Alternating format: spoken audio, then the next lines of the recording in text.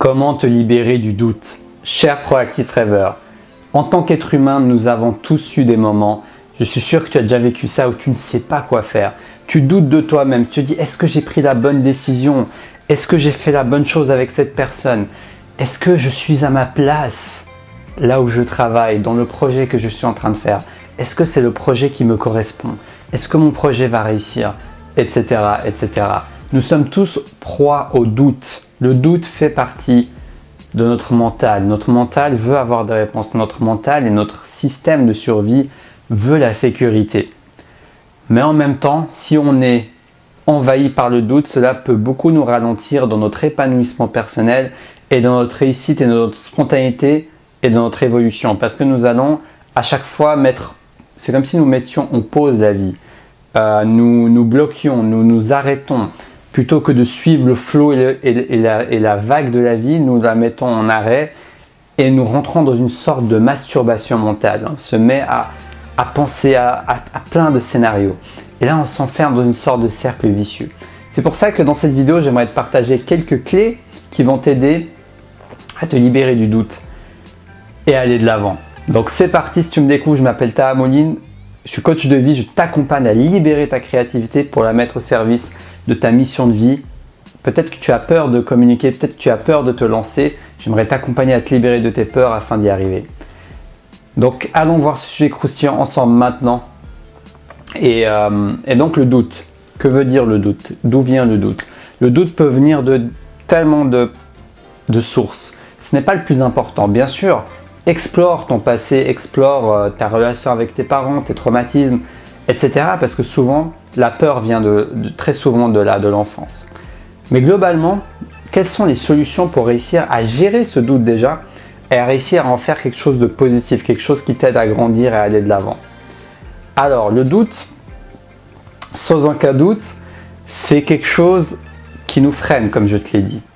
Et bien, pour pouvoir dépasser cela, il faut déjà avoir plus confiance en toi.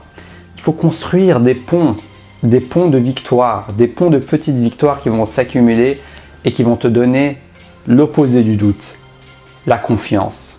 C'est une sorte de visuel, la confiance en soi au fond c'est quoi? C'est une sorte de visualisation positive dans laquelle on se projette réussir et faire quelque chose de manière bien. En gros c'est ça. Donc plus tu construis de l'expérience, plus tu construis des images mentales, des croyances qui te disent je peux le faire, je l'ai déjà fait plein de fois dans le passé. C'est le pouvoir de l'expérience. Donc accumule de l'expérience dans le domaine dans lequel tu as du doute. Et avec les petites victoires qui vont s'accumuler, le doute va petit à petit s'estomper. Et aussi prendre conscience que le doute, c'est juste une sorte d'illusion en fait. Parce qu'au final, tu ne peux pas avoir l'avenir, tu ne peux pas voir le futur. Tu ne sais pas ce qui va se passer. Donc dès le moment où tu doutes, tu te dis ok, ce qui est dans mon mental, ce n'est pas la réalité. C'est juste comme un projecteur de cinéma, tu vois, il projette le film. Et bien, c'est le film que ton mental est en train de projeter. Est-ce que ce film va se passer? Est-ce qu'il ne va pas se passer? On n'en sait rien.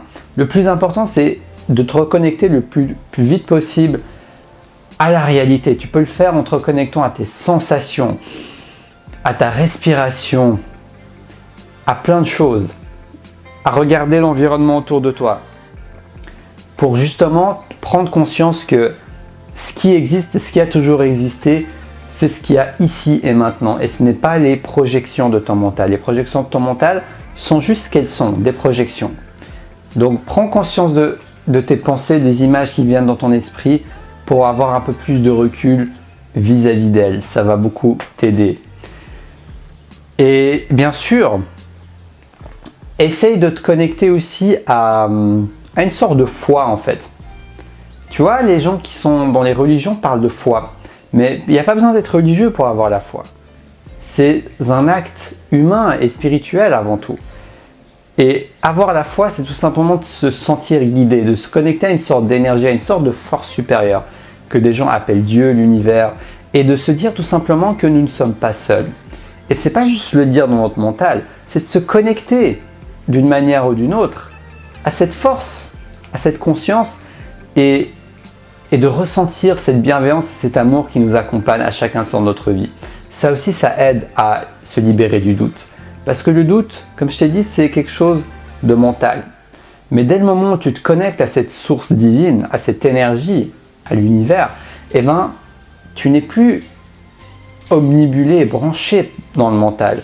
Tu es branché dans une autre fréquence, dans une autre vibration, dans une autre énergie qui est très très puissante et qui peut énormément t'aider à aller de l'avant et à surpasser tes doutes en ayant foi que tout se passera bien, même si tu n'as pas la garantie que ça se passe bien. Ça, ce n'est pas facile à appliquer. C'est un challenge de se dire, je vais y croire et je vais me dire que tout va bien se passer, même si je n'ai aucune garantie, je n'ai aucune échelle, je n'ai aucune porte de sortie, entre guillemets.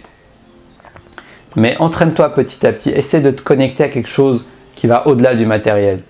Ça peut être à travers la méditation, à travers la prière, à travers tout ce qui va te parler. Mais dans tous les cas, connecte-toi à ça, parce que cela va pouvoir être une aide précieuse dans les moments challengeants de ta vie où tu peux avoir un doute. Donc voilà, je t'ai partagé 3 clés qui peuvent t'aider à te libérer du doute. Donc, et de la compassion avec toi-même, je finirai avec ça. Parce que nous allons et nous sommes tous en proie au doute, c'est tout à fait normal. Comme je t'ai dit, le plus important, c'est de ne pas être débordé par cette vague de doute, c'est de pouvoir un peu mieux la gérer. Donc, tu vas pouvoir un peu mieux la gérer en utilisant, je l'espère, ces 3 clés que je t'ai partagées. Et bien sûr, tout ce qui pourra t'aider dans ton expérience, n'hésite pas à le partager en commentaire pour me dire quelles sont tes clés qui t'aident à te libérer du doute. Donc, c'est dans les commentaires et faisons de notre mieux tout simplement. C'est aussi sur ça que j'ai envie de finir. C'est-à-dire que quand tu te dis, au lieu de te dire par exemple en fait le doute, ça vient aussi d'une grosse peur de faire faux quelque chose, de se tromper. Donc quand on a cette croyance que c'est mauvais de se tromper, c'est quelque chose de négatif, de mauvais, et bien forcément qu'on va flipper, qu'on va être paralysé par le doute. Parce qu'on met la barre trop haute, on se met trop de pression, on est perfectionniste. Mais si on se dit tout simplement la chose suivante, que peu importe la décision que je vais prendre, je vais faire de mon mieux pour prendre la décision qui me paraît la plus bénéfique pour moi et pour les autres. Je vais faire de mon maximum. Mais au final, d'avoir conscience que peu importe la décision que je vais prendre, au final, je vais en tirer une leçon. Je vais en tirer une leçon de vie. Et pour te convaincre de ça, pense à toutes les décisions que tu as prises, que tu as étiquetées de mauvaises, et pense à maintenant, comment tu vis ces situations avec le recul. Je suis persuadé que tu peux trouver au moins une leçon, quelque chose qui t'aide aujourd'hui, quelque chose qui t'a fait grandir intérieurement, extérieurement, et une leçon et une pépite que tu as pu tirer de cette expérience, de cette mauvaise décision. Donc au final, ça nous permet de lâcher prise, de se dire que peu importe la décision que je vais prendre, ça ne veut pas dire qu'on va prendre des décisions à l'aveuglette. Je te demande bien sûr de prendre la réflexion et de choisir au mieux les bonnes décisions en écoutant ton intuition. Mais même si tu ne prends pas la bonne décision, tu pourras en tirer une leçon. Donc je trouve que c'est une manière de percevoir les choses qui n'est pas plus vraie que l'autre. Mais par contre, elle est beaucoup plus bénéfique pour ton bien-être et également pour avoir plus de compassion envers toi-même. Et ça va t'aider à avancer vers les bonnes décisions. Donc, je vais finir là-dessus. Je te souhaite une très belle fin de journée. Si tu as envie que je t'accompagne à prendre conscience de qui tu es et à prendre des décisions qui sont en cohérence avec toi-même pour libérer ta créativité et oser la partager avec le monde à travers ta mission de vie, contacte-moi, je te mets le lien pour voir mes prestations de coaching. N'hésite pas à m'envoyer un message via les réseaux sociaux ou en commentaire.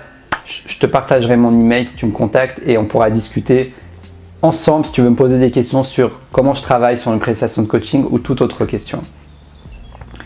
Abonne-toi, sonne la petite cloche pour recevoir mes nouvelles vidéos.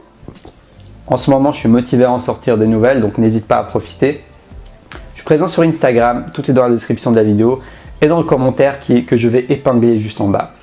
Donc sur Instagram, je t'écris des articles inspirants au quotidien, n'hésite pas à aller les voir, exclusifs sur Instagram et sur Facebook.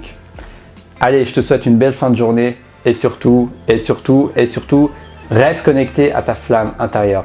Et n'hésite pas à liker cette vidéo pour m'aider à la diffuser au plus grand nombre et pouvoir inspirer, je le souhaite, un maximum de personnes. À bientôt.